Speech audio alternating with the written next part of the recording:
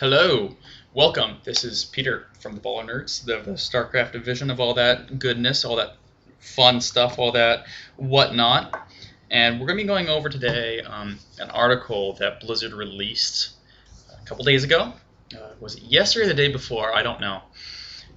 But they're talking about some of the changes they've done to the units in Heart of the Swarm. From when we last saw them, which was BlizzCon. And things are shaping up kind of as some people might have expected. And I'm really excited for any little bit of new information that's coming. So let's just jump into this. First, they go over Terran. And Terran, Shredder's gone. Shredder's gone.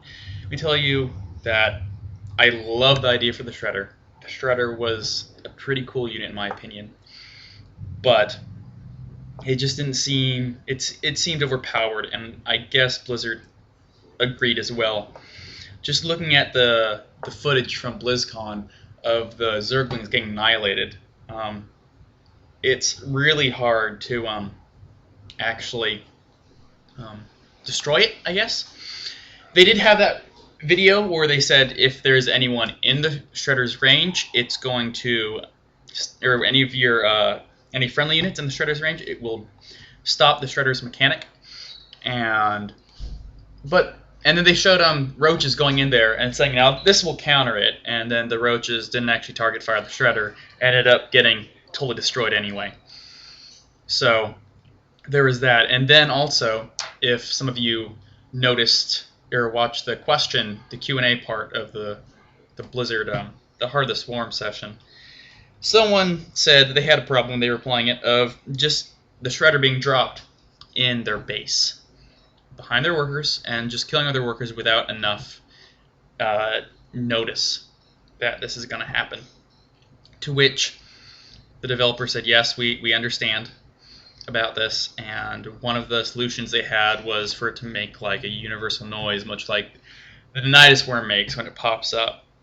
But the problem with that is obviously this is a low-cost unit. You'd be getting a lot of those noises coming up when they were just being placed around the map, and that would definitely not do it. And I have to admit, I am excited that it's gone. I'm also a little bit disappointed because, as I said, I think it's a cool idea for unit, and it definitely gives you an interesting way of getting map control. I feel like spider mines could probably do the same. And I don't think they want to do spider mines, mainly because they want to make this. They want to make sure they're going in a different direction. They don't want to just make this make StarCraft 2 basically an expansion pack to Brood War, which is understandable. But it's going to be hard finding replacements like that. And this is one of those cases where they tried something with the Shredder, and I really like the idea, but it definitely did not work out. Moving on to the Warhound. Warhound, I was very iffy about, not because it seemed overpowered, and I play Zerg, so I really don't care if it has an anti-mech thing. And they said this in the article, that it basically just felt like a mini Thor. It did nothing. There was nothing that new or exciting about it, other than maybe the anti-mech stuff, anti-mech missiles and everything. But it just felt bland, and I'll come back to this with the whole Tempest. The Tempest feels bland as well, but the Warhound just kind of feels like a Goliath that they tried to just tweak around a little bit. They combine with the idea of a Thor, and it's just boring. It's a boring unit. There's nothing to get excited about with it. There's not much to say about it, actually, as it is just kind of a boring unit. So we'll just skip over that really quickly. Thor. I don't know if they're still doing the big Thor. The article did not say anything if they're doing the big one Thor per thing, take over the whole mothership role, and sit, but in the Terran army. They are still trying to tweak it. And the main problem with the whole Thor Warhound thing is the Warhound was supposed to make it easier to deal with mass mutalisks. But besides the whole maneuverability problem of the Thor, they really don't have any problem really taking care of Mutalisks. So they mentioned they were looking into instead of spider mines on the ground, in the air, which would be kind of cool. That might fix some problems. Then again, it might not be enough. I feel like you could just fly one Mutalisk in there into the base before your big pack goes in. Use that one to soak up all the damage. You could even throw in a Corruptor. That way, it can soak up even more damage. And then take it out. Then again, when you look at things, everything needs a counter to something, and just a little extra micro might be what it is, and it might be there just to punish sloppy players. So we have yet to see how that shapes up. Thor, I don't know if they're actually going to do the change yet, where you can only have one at a time, and it's more kind of a siege unit. That'd be a cool idea, but do Terrans really need another siege unit? Which goes back to the Shredder, actually. Look at all the different things Terran has to turtle. They have bunkers, they have tanks, they have turrets, they have planetary fortresses, and then you give them the Shredder. What you could do is put the Shredders out front, put the bunkers behind the radius of the Shredder, and then put the tanks behind the bunkers, or mix them in with the bunkers, and you would have pretty much an impenetrable wall that would be extremely, just almost impossible to get through. The Shredder would also be great for ramps. I mean, obviously your guys aren't going to get hurt as long as you keep them a little bit away from the rest of your units. It's going to make sure you're not going to get any run-bys. It's not going to punish a player for being lazy. You just slap a Shredder down by a ramp, and automatically, you have an instant guaranteed stronghold right there. Safe hold, strangle hold, what have you there. Anyway, wrapping up with the Terran. Thor, I want to see a change. That'd be cool. I really like the idea for the Thor when they first announced it back when they were talking about StarCraft 2, and the idea of it being built on the field, a big giant unit like that. I always thought that was a really cool idea, but I can understand if they're not going to go that direction, especially if the Warhound is not actually contributing in any way other than just being a mini Thor. Protoss. The Oracle, nothing's changed about it. The one complaint I've always had about it, though, is it's very narrow. It's a really cool idea. I really like that idea. And, I mean, sure, you can do some cool things with it, but you can only use it for mineral harassing. You can't really use it for anything else. I mean, let's look at Reapers. Reapers aren't used very much. Yet you can use them for scouting because they're very fast. They can jump up and down things. You can use them for harassment. You can use them to snipe buildings. With oracles, all you can do is just block out minerals. With Zerglings, I mean, obviously you can use them in your main attack. You can use them for scouting.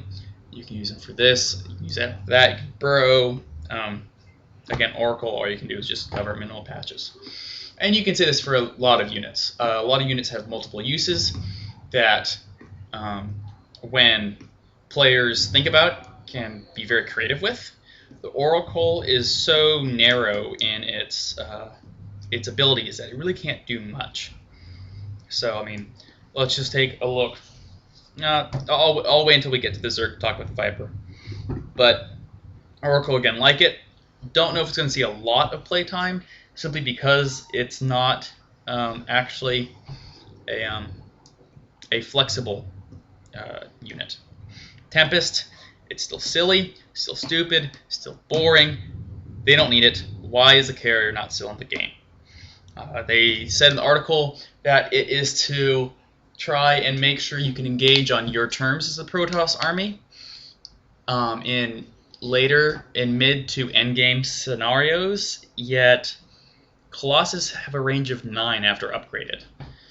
So, and now they even admitted that Phoenixes now have this range upgrade, and so they don't need this Tempest to deal with Mutalisks anymore. So if you don't need Mutalisks, and they say it's to be able to engage when you want in a mid to late game by having a giant range and forcing your opponent to kind of push back a bit, then there goes one less thing the Colossus is needed for too.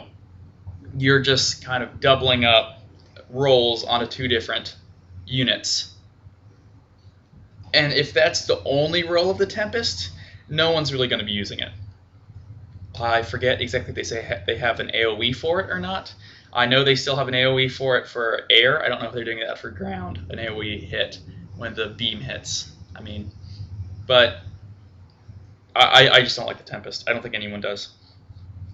Nexus power. They're still talking about it, still figuring out. Nothing's changed about it. They just are experimenting with if the whole idea of making sure your zealots and your sentries don't get killed when retreating by having the whole recall ability. That seems fine with me. I don't necessarily have anything against this, but I don't know if they're keeping in the whole make a building into a cannon ability that Nexus have now in Heart of the Swarm, where you can make pretty much any building, or maybe some select buildings. Maybe you can make pylons. I don't know yet. They might have changed it around. But making buildings into photon cannons for a short amount of time, meaning they have the ability to shoot little photon beamy circle things.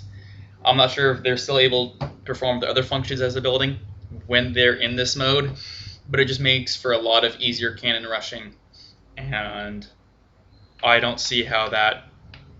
I would gladly, as a Protoss player, almost always do some kind of rush in favor over chrono boosting a couple probes. Put a lot more pressure on. It makes Protoss a lot more dangerous early game, especially against Zerg. And Zerg already is forced to get pools first against Protoss because of the threat of cannon rushing. So while I see need for the recall ability in Nexuses, and I'm not going to judge that until it's out, I definitely do not like the cannon idea for Nexuses.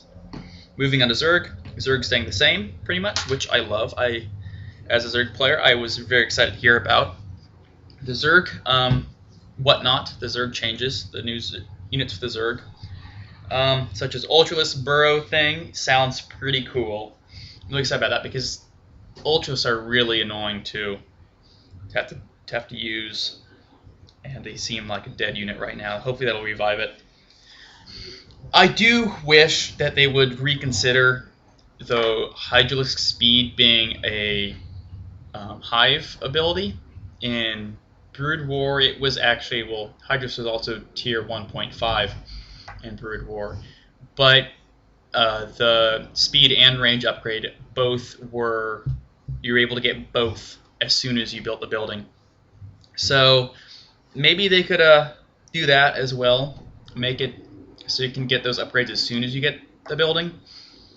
I see no reason why not, because right now, if you get Hydralisk, they're confined to the creep pretty much, unless you're going to do a all-in, balls-out attack with them, and you're expecting to basically sacrifice everything or win right there.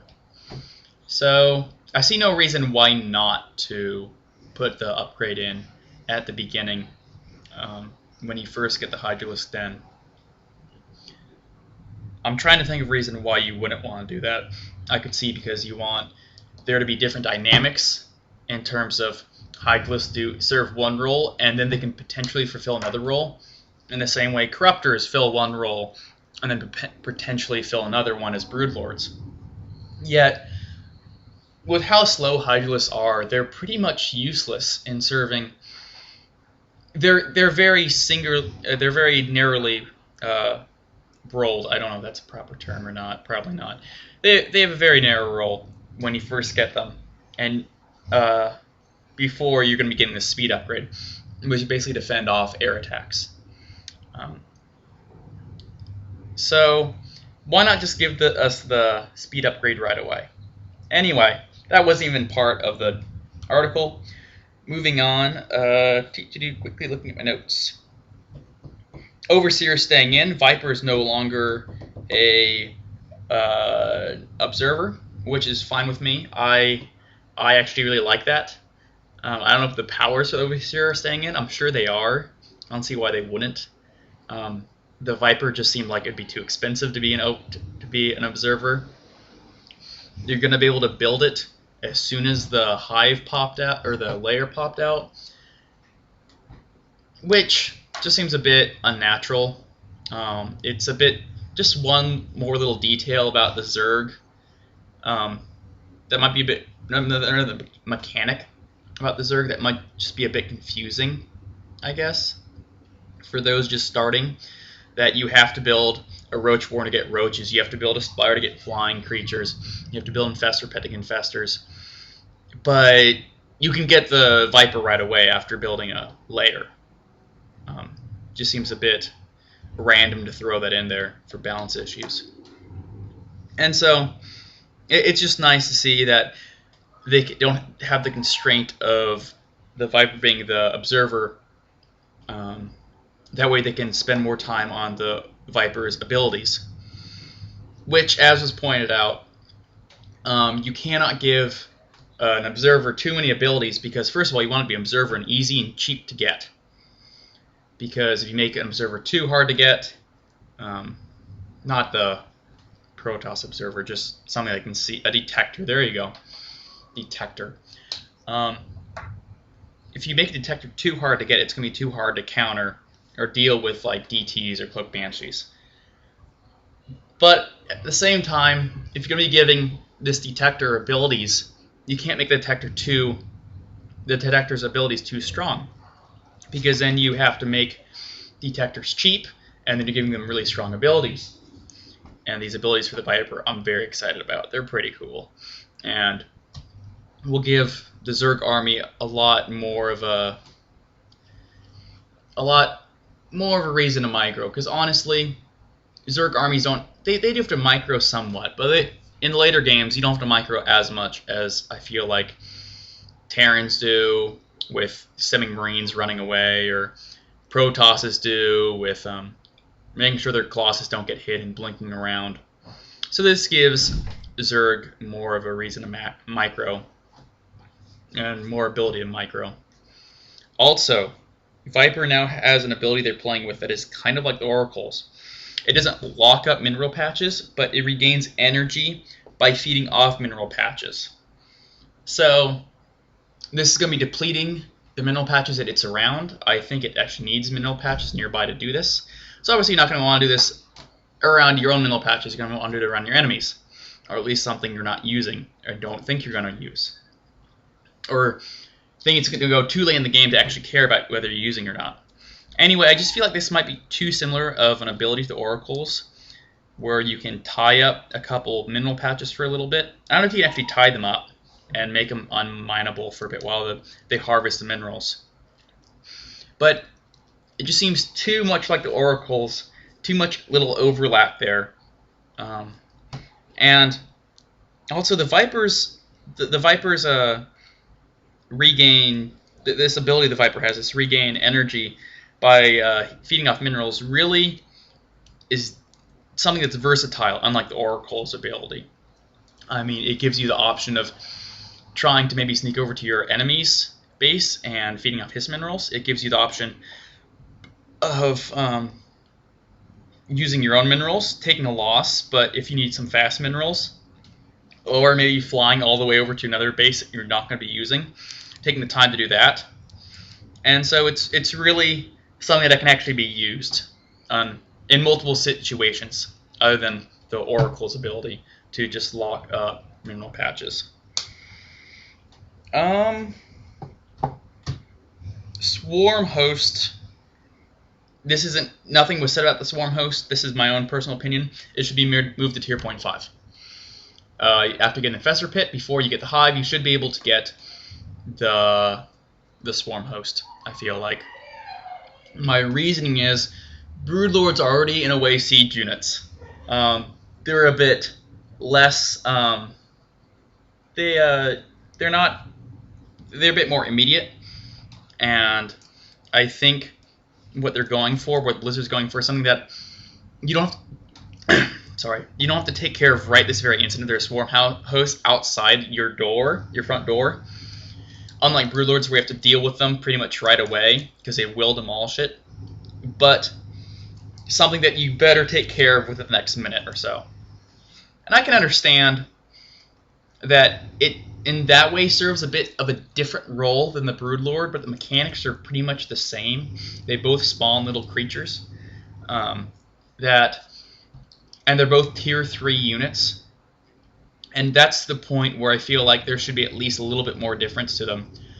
Where you put them at tier 2.5, you're going to be able to get them out a bit earlier. And look at the video online of the swarm host and how it was being used. It was being used to send waves and waves against the second base of the Terran. Of course, this might just be a demo video and might not actually be practical in terms of actually using it. But it seems like that's a very appropriate use. I mean, once you get past 3 bases, 3 base versus 3 base or whatever have you, once you get to 4 bases or so, I don't see necessarily too practical of a use for swarm hosts as, oh shit, all my focus is centered on the swarm host. I need to take this out before they cause too much damage. Instead, it's going to be an annoying thing here and there. Oh, there's a swarm host at my 5th base. Better lift up, scan, and get my Marine to stem in there. Because once you're that far in, you're going to be devoting a lot of resources to... I can see a lot of people just spamming swarm host and getting them out, and that their army is totally composed of swarm hosts, or they only have 1 or 2. And it just doesn't feel like a very good balance. I know I'm not explaining this well enough. I'll explain it better in the podcast on Saturday. I'll promise you that. I'll be ready for this topic on Saturday. But my main point is move it down to tier 2.5. It has the same mechanics as Broodlord, essentially. That way, it creates a little bit more of a difference than being at tier 3 along with Broodlord, except just different ways of getting those 2 things. Also, I mean, these guys have like 100 hit points or something, these little guys, and you could easily take out 3 or 4 swarm hosts and little things it makes with an army that is 15 minutes into the game. At 10 minutes of the game, it might be a bit more challenging, and it might be too much. Again, I haven't played it, but it seems like it'd be more appropriate to be around 10 minutes of the game when they start popping out or so. Maybe about 11, 12. One last thing. The Nidus worm is they're trying to see more use from the Nidus worm, and I'm super excited about this. There's going to be different types of worms you can spawn from it. One of them being a worm that attacks buildings. I don't know how well that's going to work. It's a bit weird. I don't know if you necessarily really need that, but I'm going to give it a shot. The real one I'm excited about is the Nidus worm, or the worm that pops out and spews creep all over, which means you're going to be seeing a lot more creep, a lot more ways to get creep out, which is very in keeping with the whole Zerg thing. Creep really didn't matter in Brood War. Creep matters more now that we have the speed bonus and vision and everything. Along with the speed bonus, it's easier to spread it. And just more ways to get out creep excites me. And, I mean, it is kind of tiresome when you try and get creep out with a queen and she's planned on creep tumors and it's not really working, and your creep tumors get destroyed and your queen gets destroyed, and usually Zerg players kind of stop spreading creep at that point because it's frustrating. It's hard to get another queen rally down there to start production of creep again. So just another way to get creep going is really exciting for me. That is it, though. That's covered all I pretty much want to quickly go over. If you have any thoughts, any comments, go ahead and leave them in the little section thingy, comment section. There you go. And I hope you've enjoyed this little discussion I've had with myself about the new upcoming changes to Hard Swarm. Again, I will review some of these things in the podcast on Saturday. when we all meet and talk about this, but I will not be going about it. We will not be talking about this as in depth as I have now, but we will get others' opinions as well. So that'll be fun. Many shiggles will be had. Until then, I wish you all the best of luck in laddering and all that good whatnot. Goodbye.